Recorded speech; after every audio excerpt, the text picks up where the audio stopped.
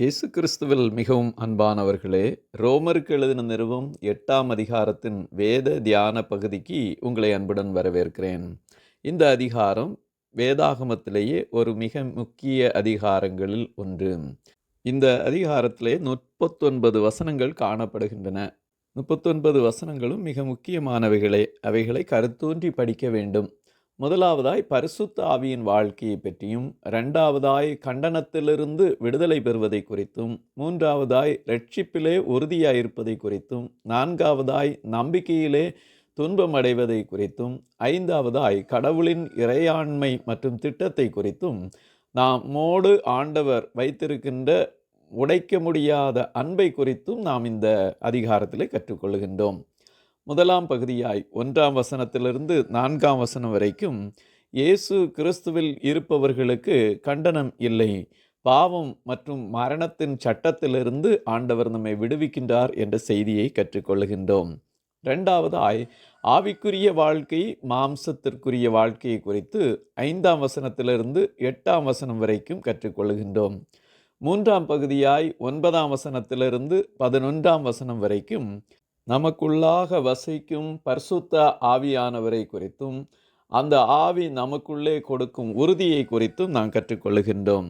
நான்காவது பகுதியாய் 12ஆம் வசனத்திலிருந்து 17ஆம் வசனம் வரைக்கும் சரீரத்தின் கிரியைகளை அழிப்பதை குறித்தும், ஆண்டவர் நமக்கு தந்திருக்கின்ற குமாரத்துவத்தை குறித்தும், தத்தெடுப்பை குறித்தும் சொல்லுகின்றது. ஐந்தாவது பகுதியாய் 18ஆம் வசனத்திலிருந்து 25ஆவது வசனம் வரைக்கும் நிகழ்கால துன்பமும் மறுமைக்குள்ளான மகிமையையும் குறித்து விசுவாசிகளுக்கு நம்பிக்கையூட்டும் செய்தி கொடுக்கப்படுகின்றது. ஆறாவது பகுதியாக 26ஆம் வசனத்திலிருந்து 27ஆம் வசனம் வரைக்கும் நமது பலவீனங்களில் பரிசுத்த ஆவியானவர் நமக்கு உதவி செய்கிறார், அவர் பரிந்து பேசுகிறார் என்பதை கற்றுக்கொள்கின்றோம்.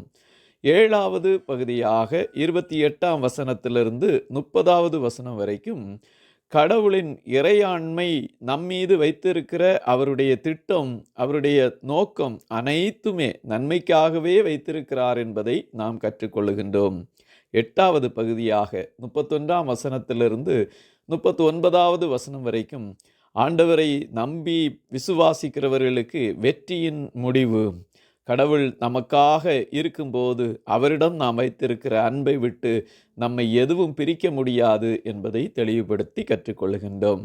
முதலாம் வசனத்திலே, ஆனபடியால் கிறிஸ்து இயேசுவுக்குட்பட்டவர்களாயிருந்து மாம்சத்தின்படி நடவாமல் ஆவியின்படி நடக்கிறவர்களுக்கு ஆக்கினை தீர்ப்பு இல்லை.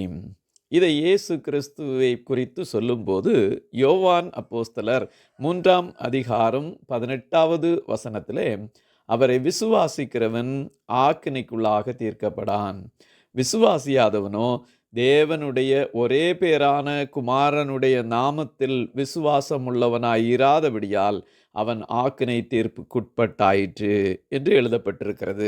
இயேசு கிறிஸ்துவை விசுவாசித்து பரிசுத்த ஆவியானவருடைய நடத்தலினாலே நடத்தப்படுகிறவர்களுக்கு ஆக்கினை தீர்ப்பு இல்லை. ஆகவே அவரை முழுமையாய் நம்பி அவருடைய சித்தத்தின்படியாய் நடக்க அழைக்கப்பட்டோம். 8ஆம் அதிகாரத்திலே, இந்த அதிகாரத்திலே பரிசுத்த ஆவியானவரை குறித்து 2ஆம் வசனத்தில் ஜீவனுடைய ஆவி என்றும், 9ஆம் வசனத்தில் தேவனுடைய ஆவி என்றும், கிறிஸ்துவின் ஆவி என்றும், 11ஆம் வசனத்திலே இயேசுவை மரித்தோரிலிருந்து எழுப்பினவருடைய ஆவி என்றும், 15ஆம் வசனத்திலே புத்திர சுவிகாரத்தின் ஆவி என்றும் பரிசுத்த ஆவியானவருக்கு 5 விதமான பெயர்கள் கொடுக்கப்பட்டிருக்கின்றது. ஆகவே பரிசுத்த ஆவியானவர் நம்மோடு கூட இருந்து ஜீவனுடையவராய், தேவனுடைய பலத்தை கொடுக்கிறவராய், மீட்பராகிய கிறிஸ்துவனுடையவராய், மரித்தோரிலிருந்து எழுப்பப்பட்டவராய், நம்மோடு கூட எப்போதும் வாசம் பண்ணுகிற புத்திர சுவிகாரத்தின் ஆவியாக இருந்து நம்மை நடத்துகிறார் என்பதை நாம் புரிந்து கொள்ள வேண்டும். 2ஆம் வசனத்தில், கிறிஸ்து இயேசுவினாலே ஜீவனுடைய ஆவியின் பிரமாணம் என்னை பாவம், மரணம் என்பவைகளின் பிரமாணத்திலிருந்து விடுதலையாக்கிட்டேன். ஆகவே இயேசு கிறிஸ்துவுக்குள் நாம் வாழும்போது நம்மை பாவத்திலிருந்தும் நித்திய நரகத்தின் மரணத்திலிருந்தும் நம்மை விடுவிக்கிறார் என்பதை நாம் கற்றுக்கொள்கின்றோம். பரிசுத்த ஆவியானவர் ஒரு பாவிக்குள்ளாக வந்து அவனை அல்லது அவளை பாவத்திலிருந்து விடுதலை செய்து பரிசுத்தமாக வாழும்படியான கிருபைகளை கொடுக்கின்றார். பாவத்தை மேற்கொள்ளும் வலிமையை, ஒரு புதிய வலிமையை ஆண்டவர் அவர்களுக்கு கொடுப்பதனாலே பரிசுத்தமாய் வாழ்வதற்கான கிருபை ஆண்டவர் கூட்டி தந்திருக்கின்றார். 4வது வசனத்தில், மாம்சத்தின்படி நடவாமல் ஆவியின்படி நடக்கிற நம்மிடத்தில் நியாயப்பிரமாணத்தின் நீதி நிறைவேறும்படிக்கே அப்படி செய்தார் என்று எழுதப்பட்டிருக்கிறது. எசேக்கியேல் தீர்க்கதரிசி 36ஆம் அதிகாரத்தின் 27வது வசனத்திலே, உங்கள் உள்ளத்திலே என் ஆவியை வைத்து உங்களை என் கட்டளைகளில் நடக்கவும் என் நியாயங்களை கைக்கொள்ளவும் அவைகளின்படி செய்யவும் பண்ணுவேன் என்று தீர்க்கதரிசி எழுதியிருக்கின்றார். ஆகவே நம்முடைய இருதயத்திற்குள்ளாய் கர்த்தருடைய பரிசுத்த ஆவியானவர் இருக்கும்போது அநேக காரியங்கள் இப்படி செய்வதற்கு உதவி செய்திருக்கிறார். இதை 8ஆம் அதிகாரத்தின் 4ஆம் வசனத்திலிருந்து 14ஆம் வசனம் வரைக்கும் நாம் பார்க்கும்போது, 4வது வசனத்தில் சொல்லப்பட்டபடி ஆவியின்படி நடக்கிறவர்களிடத்தில் நியாயப்பிரமாணத்தின் நீதி நிறைவேறுகிறது என்றும், 5வது வசனத்தில் அவர்கள் ஆவிக்குரியவற்றை சிந்திக்கிறார்கள் என்றும், 6வது வசனத்திலே நம்முடைய மனம், சிந்தை, உள்ளம் ஆவிக்குரியதாய் இருப்பதினாலே ஜீவனும் சமாதானமும் உண்டு என்றும், 9வது வசனத்திலே தேவனுடைய ஆவி வாசமாயிருக்கிறவர்களே ஆவிக்குட்பட்டவர்கள் என்பதை குறித்தும், 11வது வசனத்திலே ஆவியானவராலே அவர்கள் சாவுக்கேதுவான சரீரங்கள் உயிர்ப்பிக்கப்படும் என்பதை குறித்தும், 13வது வசனத்திலே ஆவியினாலே சரீரத்தின் செயல்களை நாம் அழிக்க வேண்டும், அப்பொழுது பிழைப்போம் என்றும், 14வது வசனத்திலே ஆவியினாலே வழிநடத்தப்படுகிறவர்களே தேவனுடைய பிள்ளைகள் என்பதை குறித்தும் நாம் கற்றுக்கொள்ளுகின்றோம். 5லிருந்து 8ஆம் வசனம் வரைக்கும் ஆவியின்படி நடக்கிற ஆவியின் வாழ்க்கையும் மாம்சத்தின்படி நடக்கிற மாம்சத்தின் வாழ்க்கையை குறித்தும் எழுதப்பட்டிருக்கிறது. மாம்சம் என்பது மனிதனுடைய ஜென்ம சுபாவம், பாவ குணம். நாம் விருப்பப்படுகின்ற உல்லாசம், இந்த உலகத்தினாலே மனிதன் சுய பாவத்தின் இச்சைகளை திருப்திப்படுத்துவதற்காக எடுக்கின்ற முயற்சிகள், அவை விபச்சாரம், வேசித்தனம், கசப்பு, சுயநலமான ஆசைகள், கொதித்தெழுகின்ற கோபங்கள், இவை மாத்திரமல்ல, நம்முடைய பொல்லாத அருவருப்பான செய்கைகள், பேச்சு, காமவிகாரம், போதை மருந்துகள், தவறானவற்றை தூண்டும் படக்காட்சி, தொலைக்காட்சி, நாடகங்கள், புத்தகங்கள் போன்றவை ஆகும்.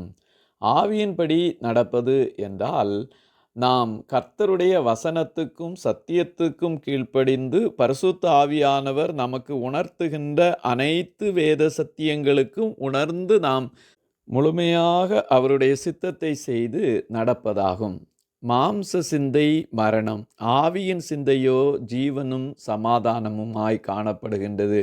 மாம்சத்துக்குட்பட்டவர்கள் தேவனுக்கு பிரியமாயிருக்க மாட்டார்கள். இந்த பரிசுத்த ஆவியானவர் நமக்குள்ளாக வசிக்கிறவராக காணப்படுகின்றார். 9ஆம் வசனத்திலே, தேவனுடைய ஆவி உங்களில் வாசமாயிருந்தால் நீங்கள் மாம்சத்திற்குட்பட்டவர்களாய் இராமல் ஆவிக்குட்பட்டவர்களாய் இருப்பீர்கள். கிறிஸ்துவின் ஆவி இல்லாதவன் அவருடையவன் அல்ல என்று தெளிவாக சொல்லப்பட்டிருக்கிறது. மேலும் கிறிஸ்து உங்களில் இருந்தால் சரீரமானது பாவத்து நிமித்தம் மரித்ததாயும் ஆவியானது நீதி நிமித்தம் ஜீவன் உள்ளதாயும் இருக்கும். கலாத்தியருக்கு எழுதின 2ஆம் அதிகாரத்தின் 10ஆம் வசனத்திலே, கிறிஸ்துவுடனே கூட சிலுவையில் அறையப்பட்டேன், ஆயினும் நான் அல்ல, கிறிஸ்துவே எனக்குள் பிழைத்திருக்கிறார். நான் இப்பொழுது மாம்சத்தில் பிழைத்திருக்கிறதோ என்னில் அன்பு கூர்ந்து எனக்காக தம்மைத்தாமே ஒப்பு கொடுத்த தேவனுடைய குமாரனை பற்றும் விசுவாசத்தினாலே பிழைத்திருக்கிறேன். ஆகவே நாம் பிழைத்திருப்பது நீதி நிமித்தம் பரிசுத்த ஆவியினாலே பிழைத்திருக்கிறோம் என்ற செய்தியை கற்றுக்கொள்ளுகின்றோம். இந்த உலகத்திலே வாழும்போது சரீரத்தின் கிரியைகளை அழித்து ஆண்டவர் நமக்கு கொடுத்திருக்கின்ற அந்த பரலோக பாக்கியங்களை பெற்றுக்கொள்வதற்காக அவர் நமக்கு வைத்திருக்கின்ற புத்திர பாக்கியத்தை நாம் பெற்றுக்கொள்ள வேண்டும். மேலும் எவர்கள் தேவனுடைய ஆவியினாலே நடத்தப்படுகிறார்களோ அவர்கள் தேவனுடைய புத்திரராய் இருக்கிறார்கள். ஆகவே பரிசுத்த ஆவியினாலே நடத்தப்படும் போது தேவனுடைய புத்திரராய் காணப்படுகின்றோம். அதைத்தான் 15வது வசனத்திலே, அந்தபடி திரும்பவும் பயப்படுகிறதற்கு நீங்கள் அடிமைத்தன ஆவியை பெறாமல் அப்பா பிதாவே என்று கூப்பிட பண்ணுகிற புத்திர சுவிகாரத்தின் ஆவியை பெற்றீர்கள். இதைத்தான் கலாத்தியர் 4:6 நீங்கள் புத்திரராய் இருக்கிறபடியினால் அப்பா பிதாவே என்று கூப்பிடத்தக்கதாக தேவன் தமது குமாரனுடைய ஆவியை உங்கள் இருதயங்களிலே அனுப்பினார். ஆண்டவர் அவருடைய ஆவியை நம்முடைய இருதயங்களிலே தந்திருக்கின்றார். நாம் பிள்ளைகளாய் சுதந்திரராய் கிறிஸ்துவின் உடன் சுதந்திரராய் அவரோடு கூட மகிமைப்படும்படியாய் அழைக்கப்பட்டிருக்கிறோம். ஆகவே இந்த உலகத்திலே நாம் அவரோடே கூட பாடுபட்டால் இவை அனைத்தையும் நாம் பெற்றுக்கொள்வோம் என்பதையும் வேதம் கூறுகிறது. ஆனபடியினாலே இக்காலத்து பாடுகள் இனி நம்மில் வெளிப்படும் மகிமைக்கு ஒப்பிடத்தக்கவைகள் அல்ல என்று எழுதுகின்றேன். இந்த உலகத்தில் உள்ள பூமியின் கூடாரமாகிய நம்முடைய வீடு பாடுகளினாலே அழிந்து போனாலும் ஆண்டவர் அழியாத கைவேலை அல்லாத நித்திய வீடை நமக்கு வைத்திருக்கிறார். இந்த காலத்திலே உலகத்தில் வாழும்போது பாடுகள், வியாதி, வேதனை, துன்பம், ஏமாற்றம், வறுமை, ஒருவேளை கேவலமாக நடத்தப்படுதல் அல்லது உபத்திரவங்கள், பலவிதமான கஷ்டங்கள் நம்மை நெருக்கலாம் தற்காலத்து பாடுகளாய். ஆனால் இவை அனைத்தும் வரவிருக்கின்ற உண்மையான பலன் கொடுக்கின்ற ஆசீர்வாதமான சிறப்பான மகிமைக்கு ஒப்பிட்டு பார்க்கும்போது மிகவும் அற்பமானதாகவே காணப்படும். ஆகவே புத்திரராகிய நாம் இந்த உலகத்தின் பாடுகளை சகித்து கொண்டு பரிசுத்த ஆவியானவருடைய துணையோடு ஆண்டவருக்காய் வாழ அழைக்கப்பட்டோம் என்பதை மறந்து போக வேண்டாம். பரிசுத்த பவுல் அப்போஸ்தலர் 3 வகையானோரின் தவிப்புகளை குறித்து கூறுகின்றார். 22வது வசனத்திலே சர்வ சிருஷ்டியும் ஏகமாய் தவித்து பிரசன வேதனைப்படுகிறதை சொல்லுகின்றார். 23வது வசனத்திலே ஆவியின் முதற்பலன்களை பெற்ற நாம் சரீர மீட்பாகிய புத்திர சுவிகாரம் வர காத்திருக்கிறோம் என்ற தவிப்பை குறித்து நாம் பார்க்க முடிகின்றது. ஆகவே சிருஷ்டிப்பு, விசுவாசிகள், இனி 26ஆம் வசனத்தில் பரிசுத்த ஆவியானவருடைய தவிப்பையும் நாம் பார்க்க முடிகின்றது.